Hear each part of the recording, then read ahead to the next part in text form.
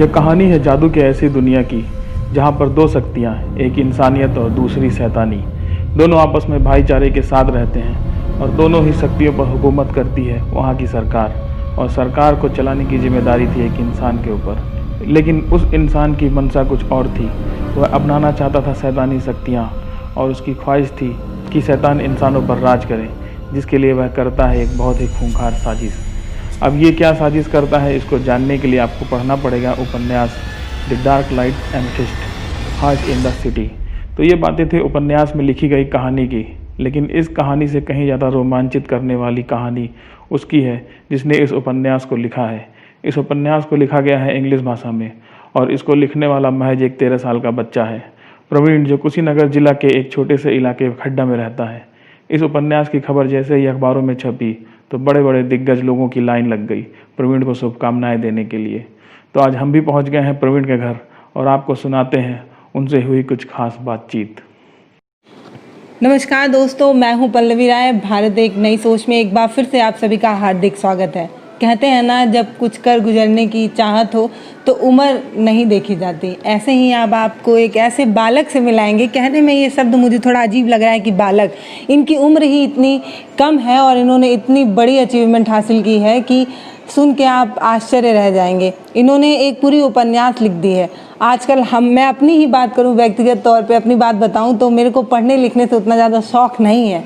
तो एक किताब पढ़ने में साल भर में कितनी हालत ख़राब हो जाती है, वो हम जैसे एवरेज स्टूडेंट के बच्चे जानते हैं कि पेपर टाइम में सोचते हैं कि एक साल अगर बुक पढ़ लिए होते तो आज हम लोग के मार्क्स अच्छे आ जाते। लेकिन एक बच्चा जो पूरी की पूरी किताब ही लिख दिया है। और आखिर सबसे बड़ी बात कि उन्होंने ये किताब इंग्लिश में लिखी है। तो हमारे यहाँ यूपी बिहार की अंग्रेजी कितनी अच्छी है ये भी आप अच्छे से जानते हैं। तो आज इनसे बात करेंगे और जानने की कोशिश करेंगे कि आखिर इन्होंने ये सब कैसे किया, प्रेरणा कहाँ से मिली और इतनी कम उम्र में ये इन्होंने किया क्यों। क्योंकि आजकल के बच्चे जो हैं वो वीडियो गेम और पबजी तो एक सबसे बड़ी बीमारी है। तो आखिर इन्होंने अपना ध्यान उधर ना ले जाके इधर कैसे लाया, ये सारी चीज़ें जानेंगे। और उन सभी बच्चों के लिए ये प्रेरणादायक होगी जो सोच रहे हैं कि मैं भी कुछ बहुत बड़ा करना चाहता हूं लेकिन कर नहीं पा रहा हूं। तो अगर आप भी ऐसे ही दिशा में कुछ करेंगे तो हम आपके यहाँ पहुंचेंगे रिपोर्टिंग करने। तो सबसे पहले बात करेंगे प्रवीण से और इनसे जानने की कोशिश करेंगे कि अभी इनकी एज कितनी है। तो आप पहले यही बताइए कि आपकी एज कितनी है अभी? अभी मेरी एज 16 है। अच्छा, तो आप जब किताब लिखे थे तब कितनी थी? उसमें 14 थी। 2018 में मैंने एक किताब लिखी थी एंड एट दैट टाइम उस समय तो मैं 14 साल का था। और ये बहुत हार्ड था कि इतने मतलब उस समय में इंग्लिश आती भी नहीं थी मुझे कम्प्लीटली। आई थिंक 68% ही आती थी अभी। तो वो कवर करना बहुत ही हार्ड था मेरे लिए, क्योंकि उस समय मुझे एक्चुअली में एक ऐसा पॉइंट भी था जहाँ मुझे ट्रांसलेट करना पड़ा, गूगल ट्रांसलेटर यूज़ करना पड़ा। बट धीरे धीरे मैंने दूसरे ऑथर्स की किताबें पढ़ना शुरू किया एंड वहाँ से आइडिया लेते लेते फाइनली मैंने डिसाइड किया हाँ मैं भी अब लिख सकता हूँ। अच्छा, तो सबसे पहले मैं ये जानना चाहूँगी कि आप किस क्लास में थे जब आपने ये किताब लिखी? उसमें मैं 8th क्लास में था। 8th क्लास में थे? यस। हाँ। तो वहाँ से मुझे एक दिन एक्चुअली मैं किसी की किताब पढ़ रहा था, द मैजिकल बुक जो टाइटल करके था। तो उसमें एक्चुअली एक बहुत ही अस्टाउंडिंग थिंग मैंने नोटिस की, उसमें पास्ट टेंस और प्रेजेंट टेंस दोनों मिक्सचर था। दोनों ये ऐसी ये पहली चीज़ थी जो मैंने एक्चुअली ना कभी पहले सुनी थी ना कभी नोटिस की थी। एंड देन जब मैंने सोचा यार जब ऐसा एक बंदा लिख सकता है तो मैं तो मतलब फिर भी बहुत अच्छा हूँ तो मैं ज़रूर लिख सकता हूँ। तो उसके बेसिस पे मैंने स्टार्ट किया। अच्छा, तो जब आपने बुक लिखने की कोशिश की या सोचा दिमाग में, तो क्या आपके स्कूल से तरफ से भी आपको सपोर्ट मिला या फिर किसी को बताया नहीं, बस ऐसे लिखने लगे? एक्चुअली में ये एक ऐसा प्लान था जिसे मैंने कभी डिस्क्लोज नहीं किया। अच्छा। और अभी जब मेरा ये वगैरह जब मतलब जो भी मैंने किया था जब पेपर में आया देन मैंने अपने मैम को बताया और सारे स्कूल्स वालों को भी बताया। देन उन्हें पता चला कि हाँ मैंने कुछ कराया। देन प्रिंसिपल मैम ने भी कॉल करा था। तो वहाँ भी मतलब बहुत ही लोग वहाँ शौक थे कि एक लड़का जो मतलब कि हमेशा चुपचाप रहता था, कुछ ज़्यादा वो नहीं करता था, वो उसने मतलब कहते हैं ना चुप क्या कोई एक मुहावरा होता है हिंदी में, बड़ा पैकेट छोटा पैकेट बड़ा धमाका। सो ये केस मेरा ऐसा हो गया था क्योंकि मैं क्लासेस में नॉर्मली रहता था कुछ भी। अच्छा, आप एवरेज स्टूडेंट हैं कि मतलब अच्छे हैं पढ़ने में? हाँ मुझे मार्क्स वगैरह मार्क्स कैसे में हैं आपके? क्लासेस में तो मुझे अच्छे मानते हैं, बट मैं खुद को एवरेज मानता हूँ। मैं उतना अच्छा नहीं, बट अच्छे, मतलब अगर उनके अकॉर्डिंग देखा जाए तो। तो आपके घर में क्या सभी इंग्लिश बोलते हैं? नहीं, कोई नहीं। कितने दिन में लिखी आपने ये नॉवल? एक्चुअली मैं ये बुक मुझे लिखने में 8 महीने लग गए थे, 8-9 महीने। बट इसे एक्चुअली में मुझे स्टार्टिंग में पता नहीं था कि करना क्या होता है। तो जब मैंने रिसर्च करना शुरू किया, देन पता चला कि इसे सॉफ्ट कॉपी में कन्वर्ट करके ही आप पब्लिशर को सबमिट कर सकते हो। तो उसे सब कन्वर्ट करने में सॉफ्ट कॉपी में और एक ऑलमोस्ट साल लगे, क्योंकि स्कूल भी था इसलिए। तो आप कैसे कर पा रहे थे? स्कूल जाना है, स्कूल का होमवर्क भी है, ऊपर से आप बता रहे हैं कि एक एवरेज स्टूडेंट थे, तो उसके लिए तो और ज़्यादा दिक्कत हो जाता है। हाँ, कैसे किया आपने ये सारी चीज़ें?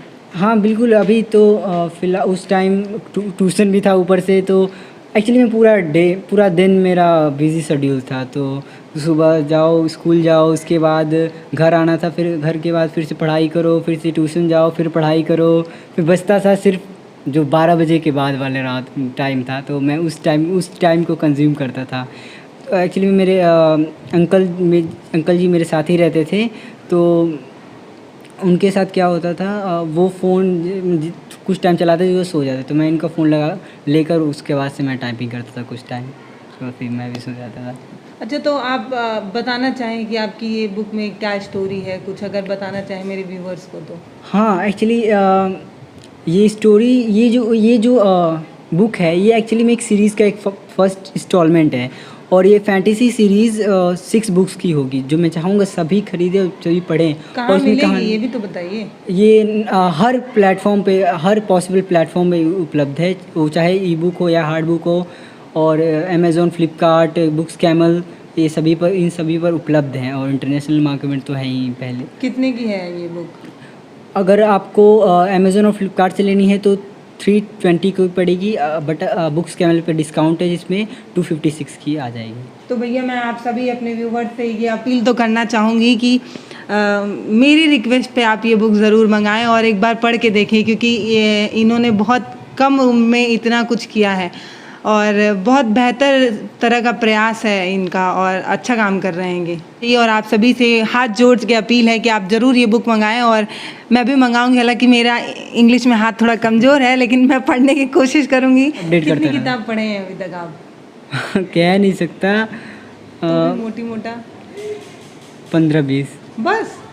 15-20 किताब पढ़ने के बाद किताब लिखने की मतलब एक जज्बा जग जाता है। तो आप लोगों को बताऊं, हिंदी में मैंने भी काफ़ी किताबें पढ़ी हैं, लेकिन मेरे अंदर ऐसा जज्बा नहीं जगा। तो लग रहा है कि मैं सही दिशा में पढ़ाई नहीं कर रही थी। अच्छा, ये जो आप पोइट्री वाली बुक की बात अभी कर रहे हैं, जो अभी पब्लिश नहीं हुई है, उसमें क्या है? आपकी पोयम है कि कहीं कहीं से पोयम कलेक्ट किया हुआ है? मैं सारी मेरी ओरिजिनल पोइम्स हैं। आपने लिखी है? जी। अरे बाप रे। और उसमें 200 से भी ज़्यादा पोइट्रीज़ हैं। तो आखिरी में आप सभी से यही कहना चाहूँगी कि जो लोग बैठ के रोते हैं और कहते हैं कि मेहनत तो हम भी बहुत कर रहे हैं लेकिन हो नहीं रहा है, तो भैया आपका मेहनत जो है वो गलत दिशा में हो रहा है। अगर आप सही दिशा में मेहनत कर रहे होते तो शायद ही कुछ होता। और मैं आप लोगों को निराश भी नहीं करना चाहती, क्योंकि कभी कभी किसी को उपलब्धियाँ थोड़े देर में मिलती हैं। मैं अभी संघर्ष के रास्ते में हूँ और मेरा भाई भी संघर्ष के रास्ते में ही है। और आप लोगों से अपील है कि आप किताब ज़रूर मंगाएं और बाकी इनकी जो किताबें ये दोबारा पब्लिश कराएंगे वो भी हम अपने सोशल मीडिया के माध्यम से फेसबुक और इंस्टा वगैरह में आपको जानकारी दे देंगे। और वो भी किताब आप लोग ज़रूर मंगाइएगा, क्योंकि हमें अब ज़रूरत है अपने क्षेत्र के लोगों को सपोर्ट करने की, क्योंकि हम भी तो गर्व से कहेंगे कि हम हमारे पड़ोस का लड़का है। तो ये वाला अगर आप चाहते हैं आप भी कहना, तो भैया सपोर्ट करना अभी से स्टार्ट करिए। और आगे आपकी जो भी सलाह सुझाव है वो कमेंट बॉक्स में लिखकर बता दीजिएगा। और आखिरी में आपको बहुत बहुत धन्यवाद, आप बहुत बेहतर काम कर रहे हैं और उन तमाम लोगों के लिए एक प्रेरणा भी बन रहे हैं जो और उन माँ बाप के लिए भी प्रेरणा बन रहे हैं जो कहते हैं अरे मेरा लड़का तो अभी छोटा है। तो आपके मम्मी पापा ऐसा नहीं कहते हैं? नहीं, क्योंकि उन्हें पता कि मैं कितना बड़ा हूँ।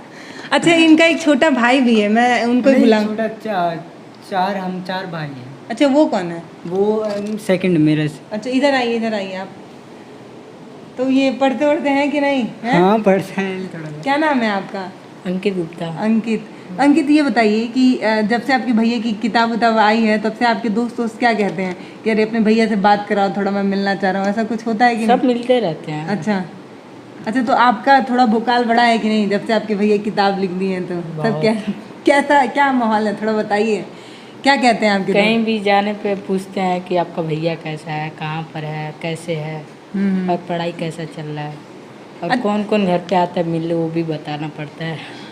अच्छा ये बताइए कि जिस स्कूल में आपके भैया पढ़ते हैं उसी में आप भी पढ़ते हैं? नहीं अलग पढ़ते हैं? हाँ, ये दिल्ली में पढ़ते हैं और हम यहाँ। नहीं, पहले जब यहीं पे पढ़ते थे हाँ, यहीं तो उसी स्कूल में पढ़ते ना आप भी? हाँ। तो टीचर वगैरह थोड़ा ज़्यादा आप लोगों को प्यार देती होंगी कि उनको लगता होगा कि अभी एक बेटा राइटर बना है तो दूसरा भाई कुछ और ना बन जाए। अब उतना जानते हैं लोग, पहले नहीं जानते थे। तो भैया फेमस हुए तो हुआ ना, थोड़ा वोकाल बढ़ा है कि नहीं? कहाँ, कोरोना का छुट्टी हो गया। Oh shit. तो देखिए, अगर आप सही दिशा में काम करेंगे तो फल जो है वो मीठा मीठा ही मिलेगा। और भाई बता रहे हैं कि दोस्त लोग, अभी ये भी आपका भाई है? आइए आइए, आप भी आइए। फ्रेम में सारे भाई लोगों को ले लिया जाए। क्या नाम है आपका? सुमित गुप्ता। अच्छा, ये बताइए कि आपके दोस्त लोग क्या कहते हैं आपके कहते भैया? हैं सबकी भाई, आपके भाई से मतलब मिलना है, बात करना है कि हम लोग भी उसको सपोर्ट दे सकते। अच्छा, आप भी उसी स्कूल में पढ़ते हैं जिसमें ये पढ़ते हैं? नहीं, हम अलग? दूसरे अलग स्कूल। अच्छा, के अकेडमी इसमें। तो आपके टीचर उचर आपके भाई के बारे में जानती हैं? अभी नहीं नहीं जानती हैं? जाके बताइएगा उनको, तब आपको मारेंगे नहीं अगर आप होमवर्क वगैरह नहीं करेंगे तब भी। हाँ, बताएंगे ना? तो ठीक है, आप थोड़ी सी मस्ती भी हो गई है, लेकिन आप लोगों से फिर से यही अपील है कि किताब ज़रूर मंगाइए और भाई को ज़रूर सपोर्ट कीजिए क्योंकि ये सही दिशा में काम कर रहे हों। और बाकी बहुत बहुत धन्यवाद। अपना सलाह सुझाव दीजिए और इन्हें सोशल मीडिया पे फॉलो भी कीजिए। धन्यवाद।